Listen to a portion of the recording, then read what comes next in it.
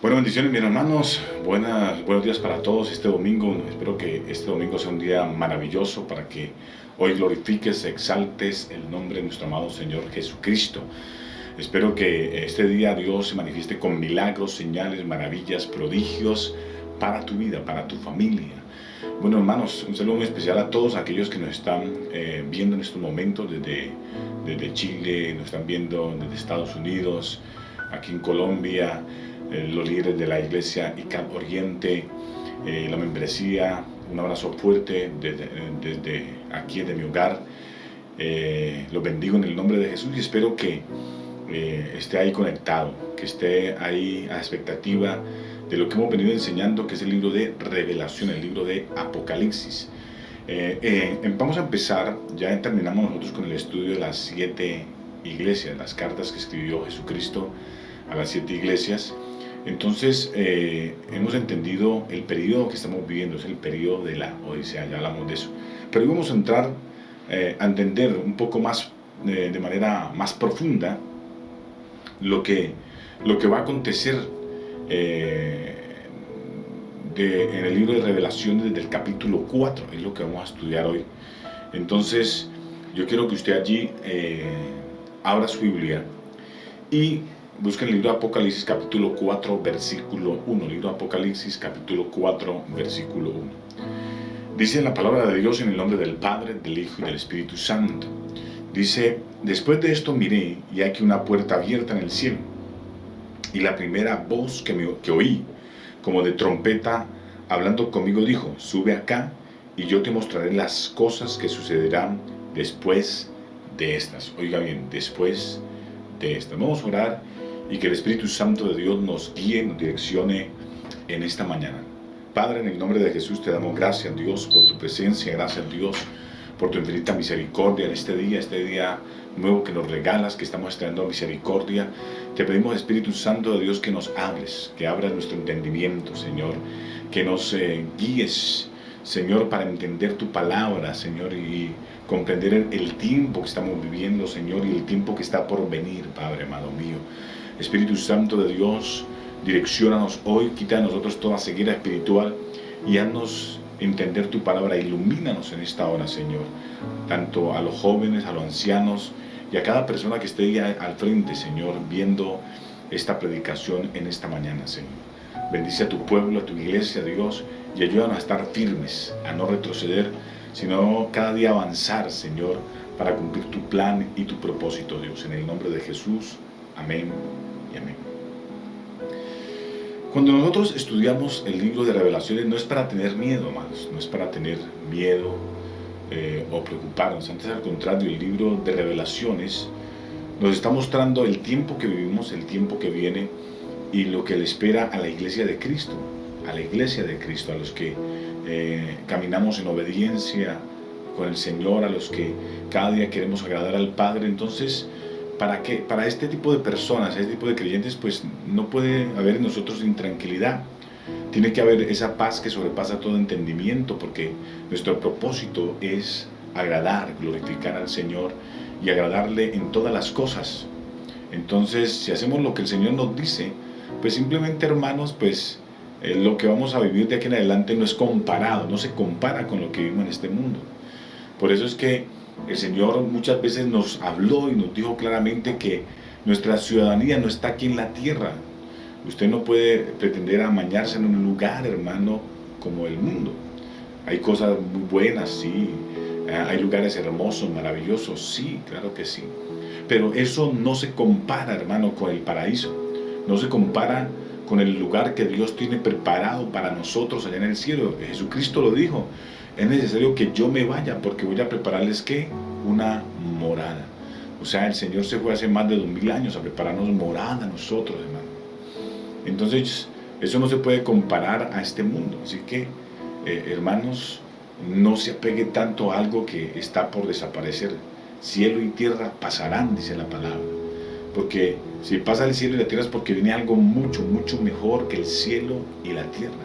Y eso es lo que vamos a ir, digamos, comprendiendo a medida que vamos avanzando en este estudio del libro de Revelaciones. Bueno, Algo que el Señor Jesús le estaba diciendo aquí al apóstol Juan en esta revelación, es lo que miramos en este capítulo 4, lo que debe comenzar en el capítulo 4 de Apocalipsis. Me gusta porque él dice que esto comenzará después de finalizada la historia de ¿quién? De la iglesia. Después de finalizar la historia de la iglesia. Por eso dice ahí claramente: y yo te mostraré las cosas que sucederán después de estas, de lo que estudiamos nosotros de la iglesia. Ahora quiero que usted entienda muy bien cuando Jesucristo dice después de estas. A qué, digamos, de una manera más clara voy a hablar hoy a qué se está refiriendo Jesucristo allí, ¿sí? En el libro de Apocalipsis hallamos especialmente en el Antiguo Testamento, digamos, frases como el tabernáculo, el arca, el altar que está en Apocalipsis 15:5, el arca que está en Apocalipsis 11:19, el altar que está en Apocalipsis 8, del versículo 3 al versículo 5, que no lo voy a leer. Simplemente se está haciendo mención de estos elementos. Se habla también del incensario, las trompetas, que están en Apocalipsis 8:6, las plagas que están en Apocalipsis 15:8, etc. Todo esto tiene que ver con los acontecimientos del Apocalipsis, que tiene una relación muy estrecha con el pueblo de Israel. O sea, todos estos elementos que están en el Antiguo Testamento también son mencionados en el libro de Apocalipsis, porque esto tiene que ver precisamente con el pueblo de Israel. Entonces la palabra nos dice que cuando, digamos, entre la plenitud de los gentiles, o sea, los gentiles son aquellos que no son judíos.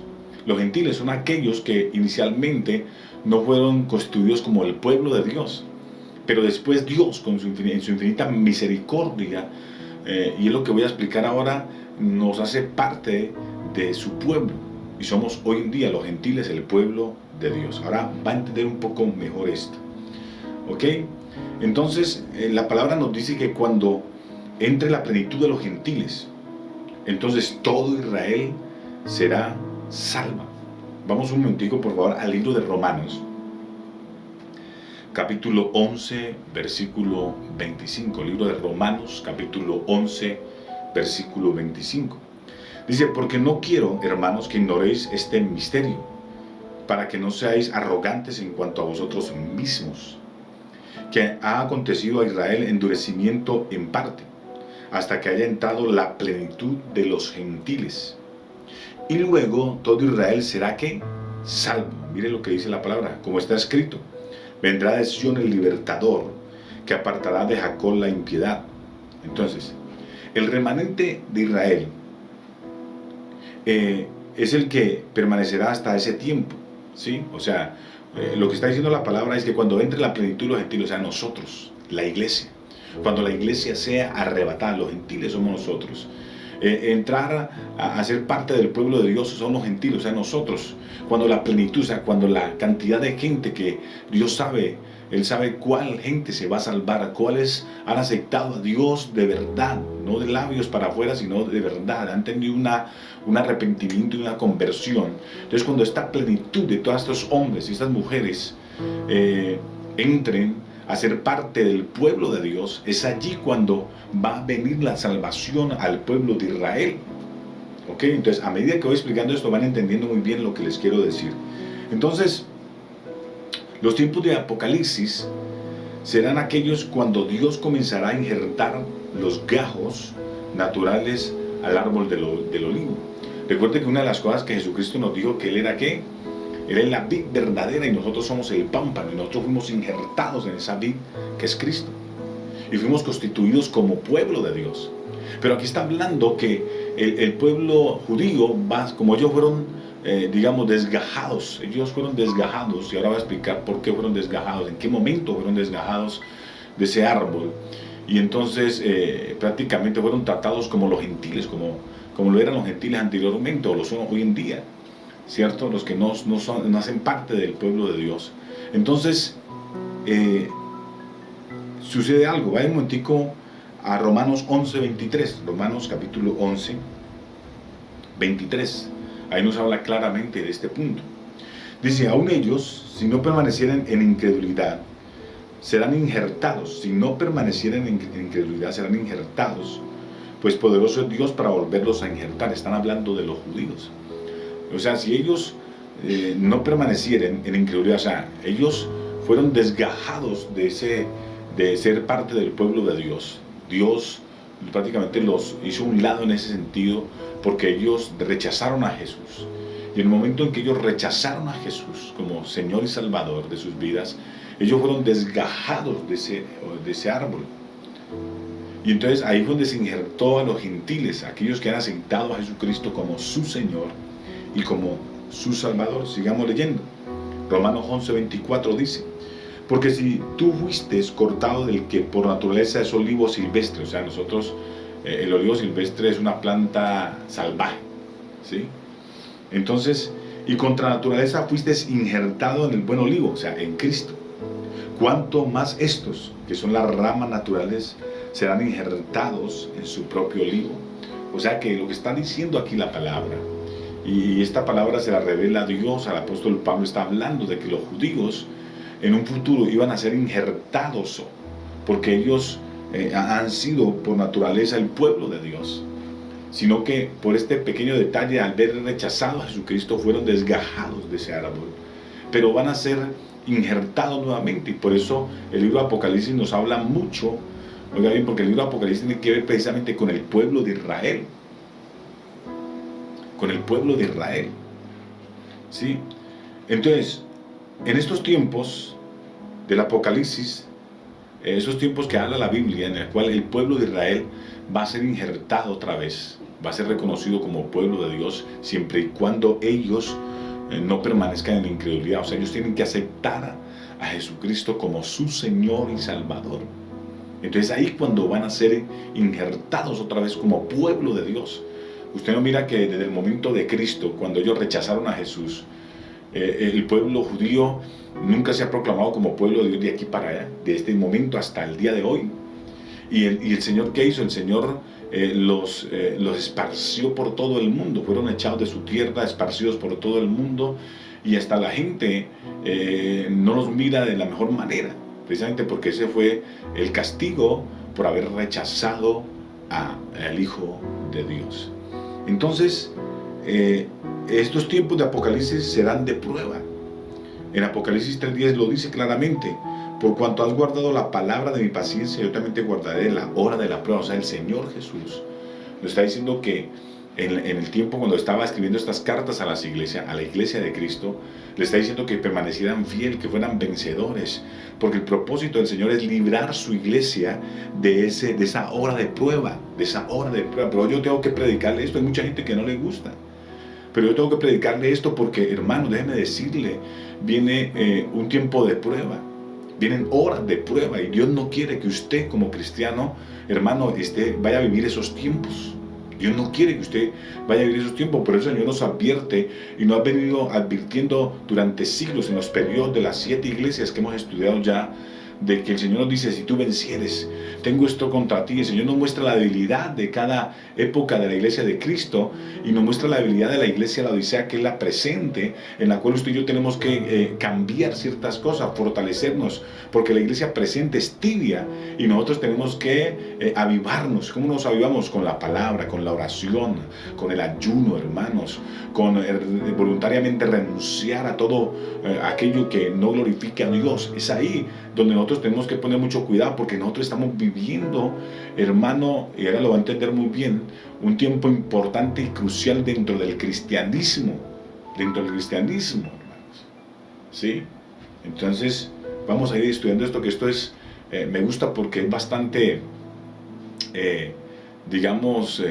llamativo, cuando el Señor nos está dando esta revelación de su palabra.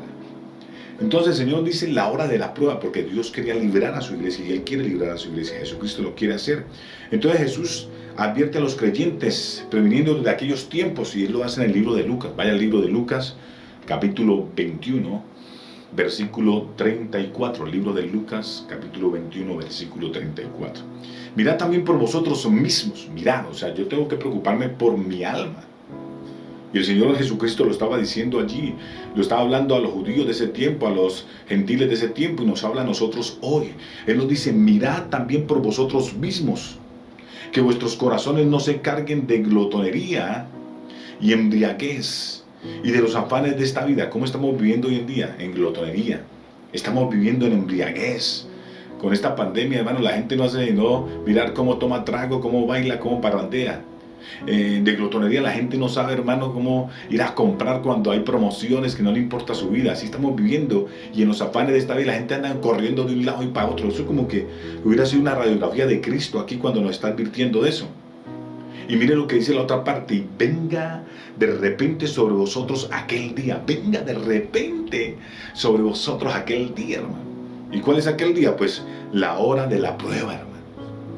Entonces el Señor nos está advirtiendo hoy, en este tiempo, que usted y yo tenemos que guardarnos de la glotonería, de la embriaguez, de los afanes de la vida. Y tenemos que concentrarnos, hermano, en nosotros mismos, en nuestra vida espiritual, en conservarnos en santidad, en superar esa habilidad que tiene la iglesia de esta época, hermano. O sea, cuando hablo de iglesia, estoy hablando de usted, no estoy hablando de unas piedras o ladrillos, no estoy hablando de usted. Tenemos que mirar cómo estamos viviendo nuestra vida espiritual, porque si no, muchos, hermanos, van a vivir la hora de la prueba. Dios quiera que no nos toque, hermano. Dios quiera que Jesucristo venga rápido por su iglesia y seamos arrebatados juntamente, hermano, con muchos hermanos. Entonces, mire lo que dice la palabra. Dice, versículo 35 de Lucas 21, dice: porque como un lazo vendrá sobre todos los que habitan sobre la faz de toda la tierra. O sea, ese día, el día día de repente, porque la hora venga de repente sobre nosotros aquel día, o sea, aquel día vendrá como un lazo sobre toda la tierra, sobre toda la faz de toda la tierra. El Señor nos está advirtiendo allí. Entonces Jesús advierte a los creyentes, previniéndolos de ese tiempo, de esa hora de prueba que habla Apocalipsis 3:10. También lo vemos en Lucas 21:36, mire lo que dice: velad pues en todo tiempo orando, que seáis tenidos por dignos de escapar de todas estas cosas que vendrán. O sea, ¿cómo tenemos que estar nosotros hoy en día, en vez de estar por allá, hermano, perdiendo tiempo, haciendo filas y horas para comprar un televisor? Debemos de estar orando. Debemos de estar orando, dice, para que seáis tenidos que por dignos de escapar de todas estas cosas que vendrán, y de estar en pie delante del Hijo del Hombre, porque es que Cristo viene por segunda vez. Y el Señor nos lo advirtió en Lucas. Nos dice claramente, velad. Nos dice en el versículo 34, mirad también por vosotros mismos. Luego Él nos reitera, velad. ¿Qué es lo que tenemos que hacer nosotros ahora? Hermano, velar por nosotros mismos. ¿Cómo está tu vida espiritual? ¿Qué tenemos que hacer nosotros, hermano? Velar en oración para que el Señor venga y tenga misericordia de nosotros, y cuando Él venga, hermano, en su gloria, pues seamos arrebatados y llevados allá al paraíso, hermano. ¿Está entendiendo? Espero que sí. También nos lo dice en 1 de Tesalonicenses capítulo 4 versículo 17. 1 de Tesalonicenses capítulo 4 versículo 17 dice: luego nosotros, los que vivimos, los que hayamos quedado, seremos arrebatados juntamente con ellos en las nubes para recibir al Señor en el aire, y así estaremos siempre con el Señor. Por tanto, alentaos los unos a los otros con estas palabras. ¿Cómo tenemos que alentarnos a nosotros? De que Jesucristo viene por su iglesia. Esos acontecimientos, hermano, oiga bien, para que el pueblo judío sea insertado, o sea, sea llamado otra vez pueblo de Dios, ellos tienen que pasar por la hora de la prueba. Lo cual Dios está llamando a ese pueblo judío a pasar por la hora de la prueba, no a la iglesia. La iglesia está llamada a ser arrebatada, y después de que la iglesia sea arrebatada, es por eso es que en Apocalipsis 4:1, mírenlo claramente, otra vez se lo leo, en la parte final dice: yo te mostraré las cosas que sucederán después de estas. O sea, primero la iglesia, el arrebatamiento ¿de qué? De la iglesia, que somos nosotros. Y de ahí va a empezar ya las horas de la prueba, las horas de prueba.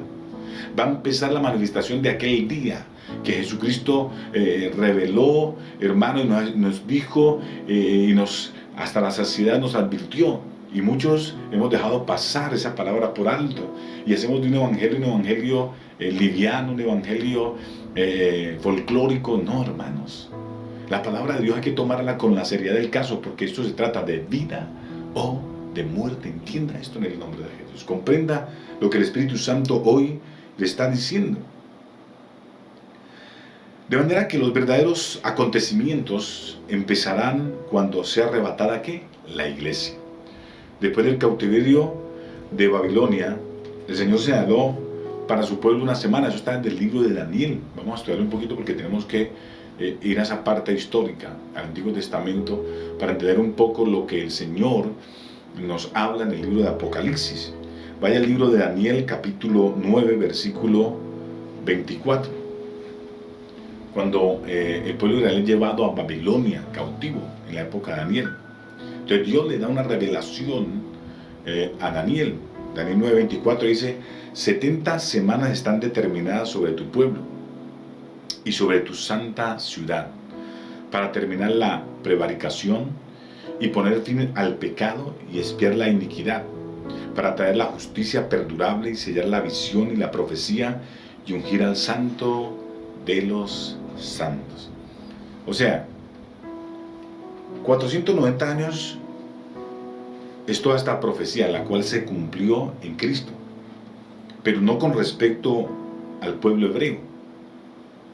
Hasta la semana 69 todo marchó normal, o marcha normal.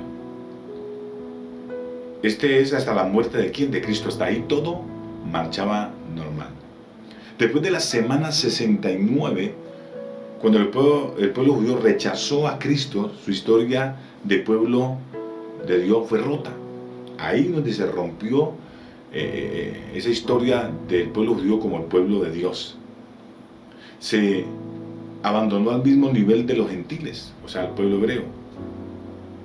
Dios los despojó de su tierra y los esparció por el mundo y perdieron su significado espiritual. Eso sucedió por causa de que ellos no aceptaron a Jesucristo como Señor y Salvador y lo llevaron también al sacrificio. Cuando la iglesia sea arrancada de la tierra, o sea, sea arrebatada, comenzará la historia de Israel como pueblo de Dios. Comenzará desde la semana 70, en cuyo tiempo se cumplirá toda la profecía mencionada, la que acabamos de leer en Daniel 9:24. Por eso vuelvo y se lo repito, dice: 70 semanas están determinadas sobre tu pueblo. Está hablando sobre el pueblo judío, el pueblo hebreo, ¿sí? Y hasta la muerte de Cristo se han cumplido, oiga bien, las, digamos, 69 semanas. Ahí, vamos a estudiar un poquito más esto para que usted entienda esto. Entonces, ¿dónde sabemos que esta semana profética significa 7 años? Pues en Daniel 9:25 nos lo expresa. Dice: sabe pues y entiende que desde la salida de la orden para restaurar y edificar a Jerusalén hasta el Mesías príncipe, oiga bien, hasta el Mesías príncipe, habrá 7 semanas. O sea, 7 semanas equivalen a 7 años. Multiplicado por 7 da 490 años. Y 2 semanas se volverá a edificar la plaza y el muro en tiempos de angustia. ¿Ok? Entonces, la cuenta comienza desde la reedificación de la ciudad de Jerusalén, que provino del decreto del rey Artajerjes, alrededor del año 450 a.C. Entonces, esto lo vemos en el libro de Nehemías, cuando un copero que era el copero del rey, este hombre era judío, se dio cuenta de la situación que estaba viviendo su pueblo en ruina, hermano. Entonces fue movido por el Señor y él no podía resistir esto y le contó al rey, y el rey determinó darle permiso. Aquí lo dice en Nehemías 2:4, me dijo el rey: ¿qué cosa pides? Entonces oré al Dios de los cielos y dije al rey: si le place al rey, a tu siervo ha hallado gracia delante de ti, envíame a Judá, a la ciudad de los sepulcros de mis padres, y la reedificaré. Entonces el rey me dijo, y la reina estaba sentada junto a él: ¿cuánto durará tu viaje y cuándo volverás? Y agradó al rey enviarme, después que yo le señalé que el tiempo. Entonces entendemos aquí que desde ese momento, hermano, la cuenta comienza desde la reedificación de la ciudad de Jerusalén, que provino por el decreto del rey Artajerjes alrededor del año 450 a.C.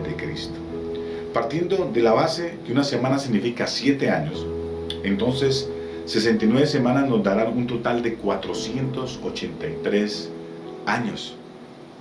Y el decreto del rey fue dado en el año 450, o sea que quiere decir que nos faltan 33 años.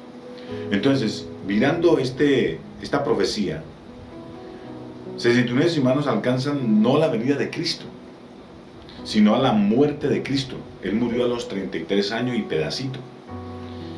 Y sumándolo nos da ¿cuánto? 483 años, o sea, 69 ¿qué? Semanas. O sea que la profecía de Daniel se cumplió hasta el día que Jesucristo ¿qué? Muere. Se cumplen las 69 semanas, que son 483 años. Por lo tanto, hay una semana que no se ha cumplido. Y esta empezará cuando la iglesia, y esto es bien importante que lo tenga en cuenta, o sea, nosotros, la iglesia, sea arrebatada y luego todo Israel será salvo. Entonces, mire el tiempo que estamos viviendo. Ya se cumplieron las 69 semanas, solamente queda una semana que no se ha cumplido ni ha empezado tampoco. Esa semana se cumple o empieza a cumplirse cuando la iglesia sea arrebatada. Miremos que Jesús afirma que fue enviado por Dios para cumplir sus planes en 2 tiempos. El mismo Jesús, cuando empieza su ministerio, él entra a la sinagoga y dice que toma un libro de Isaías, capítulo 61, versículo 1. Mire lo que dice: el Espíritu de Jehová el Señor está sobre mí, porque me ungió Jehová, dice, porque me ungió Jehová, me ha enviado a predicar buenas nuevas a los abatidos, a vendar a los quebrantados de corazón, a publicar libertad a los cautivos y a los presos apertura de la cárcel, a proclamar el año de la buena voluntad de Jehová y el día de venganza del Dios nuestro, a consolar a todos los enlutados. Entonces la primera parte, óigame bien, de esto ya se cumplió, que fue en los días de su primera venida.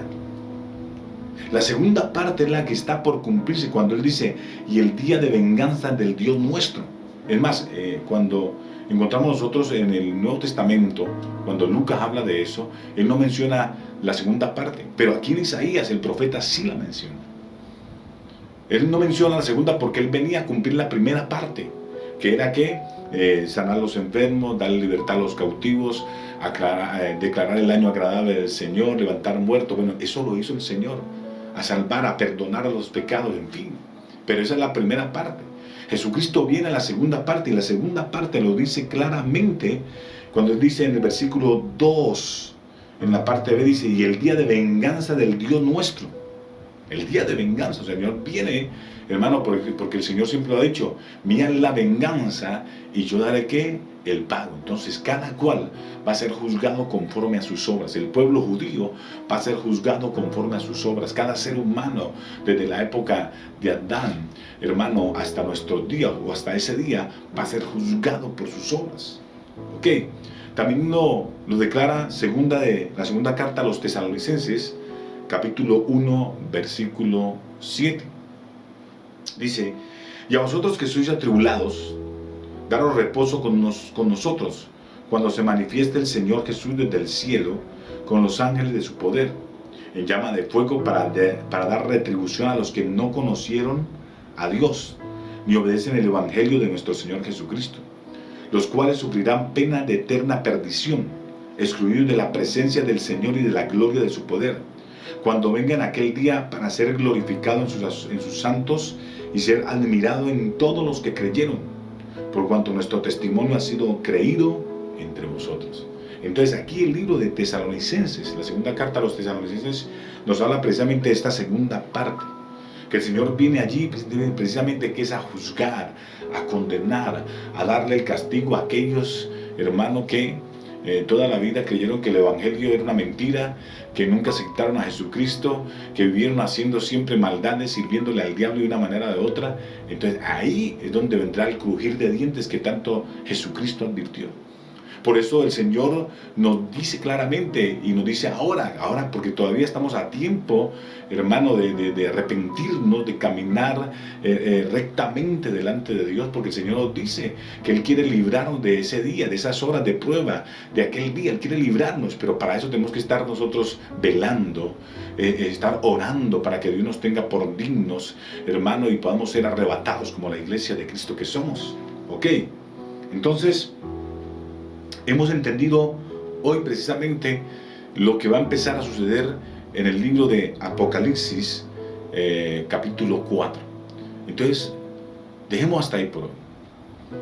Y simplemente quiero que usted, de aquí en adelante, nos metamos en esa aventura de conocer los sucesos que van a acontecer después de que la iglesia, nosotros, seamos arrebatados con Cristo. ¿Y qué va a pasar con usted y yo cuando seamos arrebatados por Cristo? Eso es lo magnífico que nos revela el libro de Revelaciones. Entonces vamos a orar y pedirle al Señor, número uno, que nos perdone porque tal vez nuestro comportamiento como cristianos no ha sido el mejor. No estamos velando por nosotros mismos, que nos perdone porque tal vez hemos tomado el Evangelio de una manera folclórica, no lo hemos tomado de una manera seria. Entonces pedirle perdón al Señor. Y a partir de hoy, hermano, preocúpese por su alma.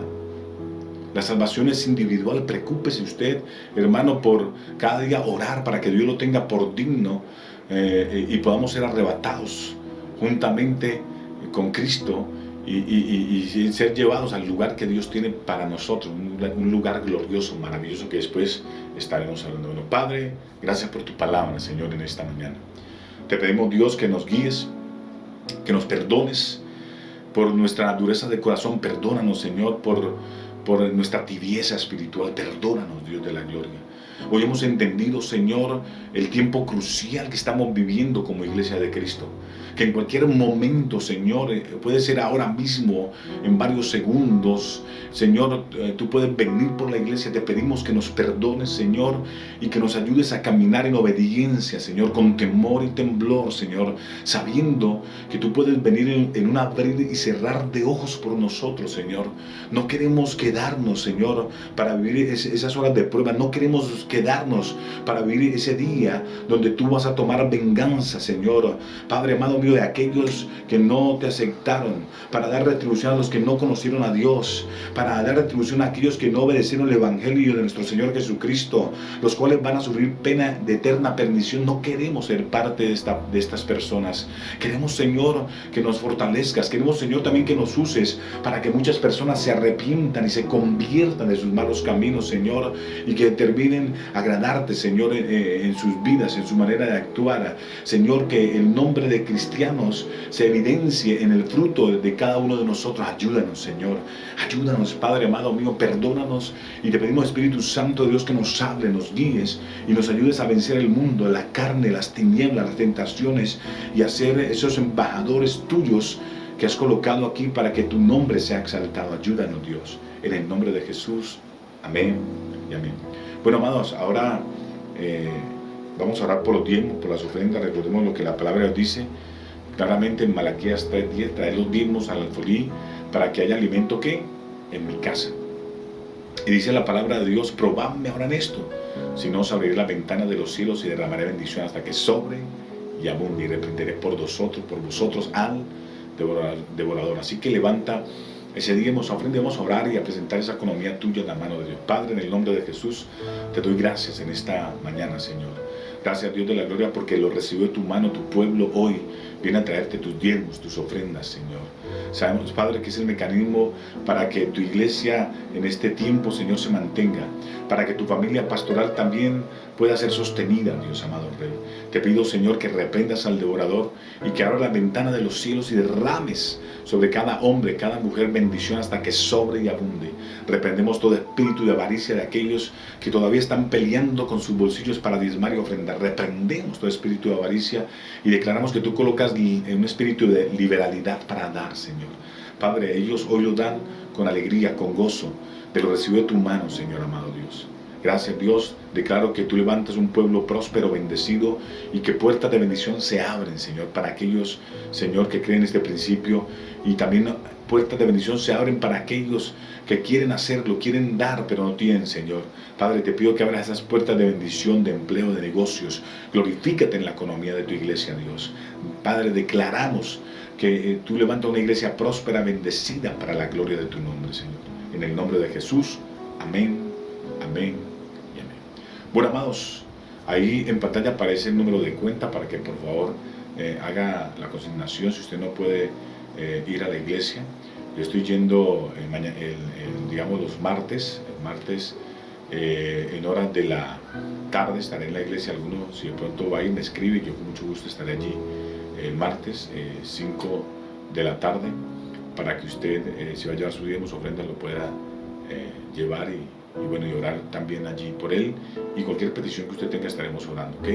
Bueno, hermanos, no se olvide que estamos haciendo un devocional, se llama El Despertar con Dios, todos los días de 5 a 6 de la mañana, 5 a 6 de la mañana, por Facebook, para que usted nos sintonice, por favor, de 5 a 6 de la mañana. Y estamos haciendo también una intercesión de 7:30 a 8 de la noche, todos los días, de lunes a viernes, al igual que el devocional, 7:30 a 8 de la noche, para que se conecte. Oremos por el pueblo de Dios, oremos por la iglesia, oremos por las autoridades. Bueno, hay muchas cosas por las cuales, hermanos, necesitamos interceder, ¿ok? Bueno, amados, mil bendiciones, Dios les guarde, y nos vemos el próximo miércoles para que sigamos este interesante estudio de lo que nos espera a la iglesia de Cristo. Mil bendiciones, Dios les guarde.